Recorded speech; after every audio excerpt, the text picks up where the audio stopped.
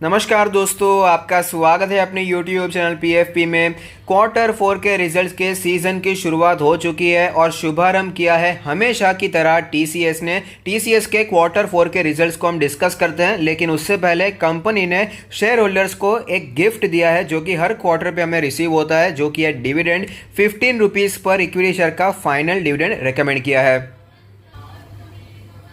हम देखने वाले हैं TCS के कॉन्सोलिडेटेड फाइनेंशियल रिजल्ट, जहां पर सारे फिगर्स रुपीज इन करोड़ में दिए गए हैं। सबसे पहले टोटल इनकम के बारे में बात करें तो इस क्वार्टर में 44,636 करोड़ की टोटल इनकम हुई है, जो कि पिछले क्वार्टर के मुकाबले ऊपर जाती हुई नजर आई है। और साथ ही साथ पिछले साल के मुकाबले यानी कि ईयर ऑन ईयर बेसिस पे भी हमें तकरीबन 10% का यहां पर राइज देखने को मिल रहा है। तो बहुत ही अच्छी टॉप लाइन हमें दिखाई देती है।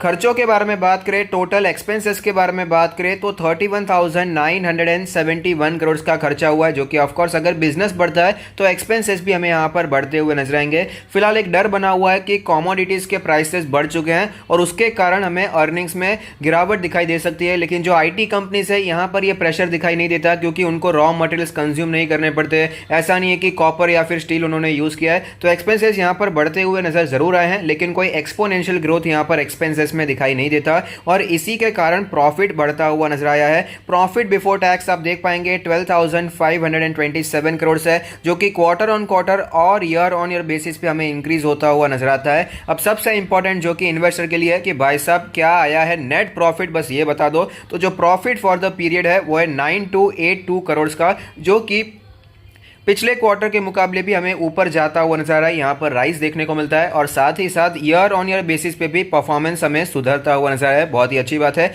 ईयर ऑन ईयर बेसिस पे तो आपको ज़्यादातर कंपनीज के नंबर सुधरते हुए नजर आएंगे, क्योंकि मार्च में ही हमें लॉकडाउन की शुरुआत देखने को मिली थी, जिसके कारण बिजनेस में हमें डिसरप्शंस देखने को मिला था। लेकिन यहाँ पर क्वार्टर ऑन क्वार्टर भी सुधरता जा रहा है, ये बहुत ही अच्छी बात है। और वैसे भी IT सेक्टर को ज़्यादा इम्पैक्ट नहीं पड़ा, बल्कि यहाँ पर उनको फायदा ही ज़्यादा हुआ है। अब यहाँ पर फाइनेंशियल ईयर भी एंड हो चुका है, तो उसके नंबर्स भी एक बार कंपेयर कर लेते हैं। टॉप लाइन के बारे में बात करें तो 1,67,000 करोड़ से भी ज्यादा की रेवेन्यू जनरेट की है, जो कि पिछले साल के मुकाबले हमें इंप्रूव होती हुई नजर आई है। बहुत ही अच्छी बात है। बॉटम लाइन के बारे में बात करें तो जो इनका नेट प्रॉफिट है 32,562 करोड़ का दिखाई दिया पूरे इस फाइनेंशियल ईयर में। और पिछले फाइनेंशियल ईयर के बारे में बात करें तो वो भी तकरीबन सेम ही था। तो ज्यादा ग्रोथ आपको दो फाइनेंशियल ईयर्स में दिखाई नहीं दे रही है।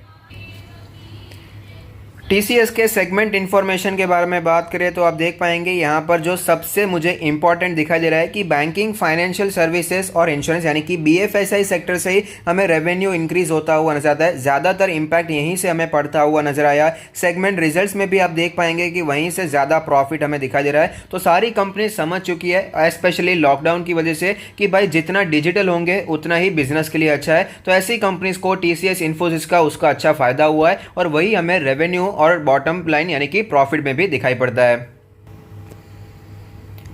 TCS ने FY21 में बहुत ही अच्छा परफॉर्मेंस दिखाया है। क्वार्टर 4 का रेवेन्यू आप देख पाएंगे 4% क्वार्टर ऑन क्वार्टर बेसिस पे ऊपर है। ईयर ऑन ईयर बेसिस पे भी 9.4% ऊपर है। ऑपरेटिंग मार्जिन भी सुधर चुका है, 26.8 हो चुका है, जो कि 0.2% बढ़ चुका है। ये आपको नंबर भले ही छोटा दिखा दे रहा है, लेकिन ये भी जरूरी है, एक्सपांशन होना चाहिए। मार्जिन अगर धीरे धीरे करके भी ऊपर जाता है तो ये ऑफकोर्स एक पॉजिटिव बात है। ये दर्शाता है कि मैनेजमेंट बहुत ही एफिशिएंट है। इनकम अगर बढ़ रही है तो खर्चों को वो कंट्रोल भी कर रहे हैं, जिससे नेट प्रॉफिट ज्यादा निकल पाए। ऑर्डर बुक आप देख पाएंगे 9.2 बिलियन डॉलर्स है, जो कि highest ever TCV in a quarter. TCV का मतलब है टोटल कॉन्ट्रैक्ट वैल्यू। FY21 का रेवेन्यू काफी अच्छा दिखाई दिया, ऑपरेटिंग मार्जिन भी काफी अच्छा दिखाई दिया है और ऑर्डर बुक भी हमें YY बेसिस पे 17% से भी ज्यादा ग्रो होती हुई नजर आई है। तो ओवरऑल जो रिजल्ट्स दिखाई दे रहे हैं बहुत ही अच्छे दिखाई दे रहे हैं। जिस प्रकार से शेयर में हमें तेजी भी देखने को मिली है, उस प्रकार से ये रिजल्ट्स एक्सपेक्ट भी किए जा सकते थे। तो अच्छी ग्रोथ हमें, डिसेंट ग्रोथ हमें दिखाई देती है।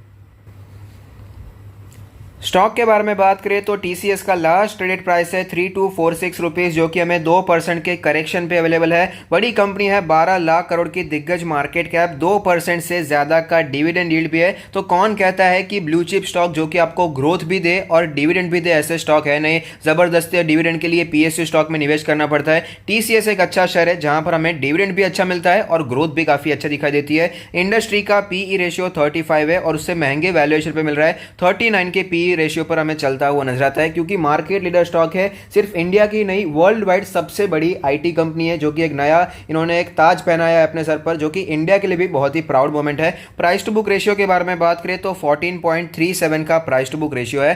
कंपनी का फाइनेंशियल रेंट बहुत ही अच्छा है। सारे फिगर्स रुपीज इन लाख में दिए गए हैं। 1.22 लाख करोड़ से बढ़कर रेवेन्यू 1.62 लाख हो गया है और प्रॉफिट भी लगातार बढ़ता जाता है। 0.26 से बढ़कर हमें ये 0.32 होता हुआ नजर आया है। तो ओवरऑल फाइनेंशियल परफॉर्मेंस बहुत ही अच्छा दिखाई दे रहा है। तो आप देख सकते हैं स्टॉक के चार्ट पर आने के बाद हमें ये पता चलता है कि स्टॉक फिलहाल अपने ऑल टाइम हाई पर ट्रेड कर रहा है। अच्छी तेजी देखने को मिली। इसका जो ट्रेंड है एकदम बुलिश दिखाई दे रहा है। फिलहाल सारे मूविंग एवरेज के ऊपर ट्रेड करता हुआ नजर आता है। इंडिकेटर्स के बारे में बात करें तो RSI 59.65 है, तो ओवरऑल स्ट्रेंथ हमें RSI में दिखाई पड़ती है। MFI के बारे में बात करें तो मनी फ्लो इंडेक्स का नंबर 73.09 है, जो कि ओवरबॉट कैटेगरी में दिखाई दे रहा है। अगर बात करें MACD के क्रॉसओवर्स के बारे में तो फिलहाल तो यहाँ पर बुलिश क्रॉसओवर चलता हुआ नजर आता है। बॉलिंजर बैंड के बारे में बात करें तो अपर बैंड पर स्टॉक ट्रेड कर रहा है। अपर बैंड है 3335 का लेवल, मीडियन है 3156 का लेवल और लोअर बैंड है 2977 का लेवल। पिवट पॉइंट्स के बारे में बात करें तो पिवट रेजिस्टेंस के ऊपर चला गया था, लेकिन वहां पर स्टॉक फिलहाल सस्टेन होता हुआ नजर नहीं आया।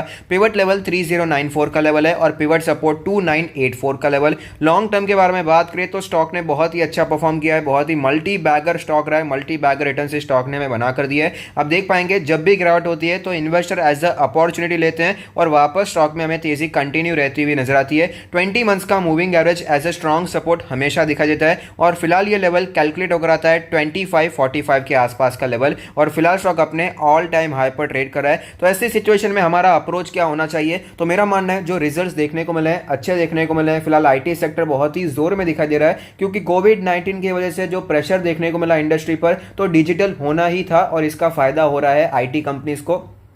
और फिर से अगर लॉकडाउन हो भी जाता है तो आईटी कंपनीज ऐसा सेक्टर है जहां पर प्रेशर बिल्कुल भी नहीं देखने को मिलेगा या फिर कम से कम देखने को मिलेगा। तो ऐसे स्टॉक्स को अपने लॉन्ग टर्म पोर्टफोलियो में हमें होल्ड करना चाहिए और यहां पर बाय ऑन डिप्स की स्ट्रैटेजी अपनानी चाहिए। टीसीएस जैसे जो स्टॉक्स होते हैं वहां पर तो ब्लू चिप स्टॉक को एक्यूमुलेट करना होता है। जब तक पैसों की जरूरत ना हो तब तक हमें बेचने के बारे में नहीं सोचना चाहिए। तो यहाँ पर फिलहाल हमने लास्ट जो एक्यूमुलेशन किया था 2900 के आसपास किया था, 2950 के आसपास। उसके बाद भी स्टॉक ऑलरेडी हमें 15% के आसपास जाता हुआ नजर आया है। अगर आप अभी भी खरीदना चाहते हैं तो स्टॉक में एक्यूमुलेशन की स्ट्रैटेजी अपना सकते हैं, बाय ऑन डिप्स की स्ट्रैटेजी अपना सकते हैं। जिस लेवल पर स्टॉक को एक्यूमुलेट किया जा सकता है 50 डेज का मूविंग एवरेज एक अच्छे सपोर्ट की तरह दिखाई दिया है। तो अगर आपको स्टॉक कहीं पर भी 3100 की रेंज में दिखाई देता है तो यहां से आप स्टॉक को एक्यूमुलेट करने के बारे में सोच सकते हैं। धीरे धीरे स्टॉक में एक्यूमुलेशन किया जा सकता है और फिलहाल टीसीएस या फिर इन्फोसिस या फिर पूरे आईटी सेक्टर में पॉजिटिविटी छाई हुई है, क्योंकि डॉलर मजबूत होता हुआ नजर आता है। अगर पैसा अपना रुपया अगर कमजोर होता है तो ऑफकोर्स इंडिया के लिए अच्छी बात नहीं है, लेकिन ये आईटी स्टॉक्स को इंडिपेंडेंटली बहुत ही फायदा दिलाते हैं।